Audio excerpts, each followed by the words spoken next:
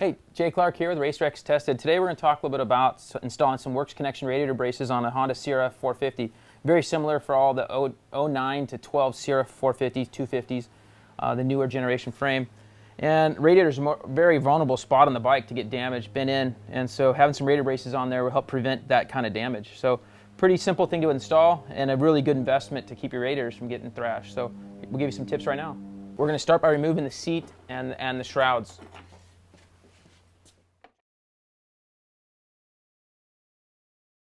Okay, so we start by installing the rubber grommets that is supplied. Kind of keeps it a little bit more rubber mounted, nice setup. They just drop right in, pretty easy to fit in there, kind of like a silencer on a pipe, but even easier.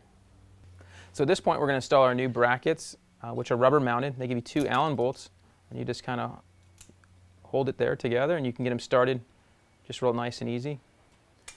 And once you get them both started, you can go ahead and snug them up.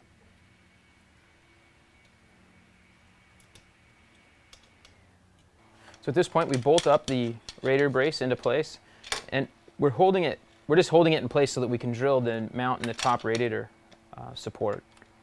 So we're just going to put a bolt in both the back and lower mounts, and we'll snug those up tight. And at this point, we'll get those tight right here. So at this point, now we can tighten up these Allen bolts really well on our extra mount there. So at this point, we're going to drill in the mount. And it's a 1/4-inch drill bit. And you're going to go through the stock radiator brace and through the plastic of the louver.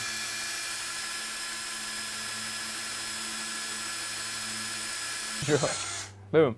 Okay, so at this point, we're going to install the new short bolt and little nut, which is a 6mm nut, just to get it started by hand. And you'll need a wrench to hold the nut. And it's got a nylon lock on the nut. So just get a good wrench on there with a 10mm T-handle on the other side, 8mm T-handle on the other side, and tighten it up. So at this point, we take out the 6mm bolts that we put in. Those were just to support while we drilled, so those will come out, and we'll use those as we mount up our new shrouds onto the bike. At this point, we're going to reinstall our shroud. Pretty simple here. We just want to put our stock 2 bolts right back in. We're just going to dial them down about 3/4 of the way. Just get them nice and snug. Be real careful not to cross thread these. You don't ever want to ruin a tank. So just get them nice and just almost as snug so that the shroud will still move around. So now we're going to install our mid shroud bolt, which is just the regular stock bolt with the stock washer. So we're going to get it just snug as well. Works Connection has supplied a slightly longer bolt for the lower mount, and so you put your stepped washer on it, and then you save the shorter bolt for your toolbox for something else. The slightly longer bolt will help you grab easy into the mount. Now you go through and snug all the bolts back down to proper spec.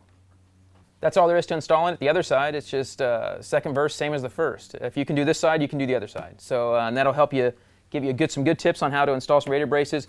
Gives a lot more strength to the bike right there. So hopefully you don't lay it down and test them out. So we'll hopefully see you out at the track.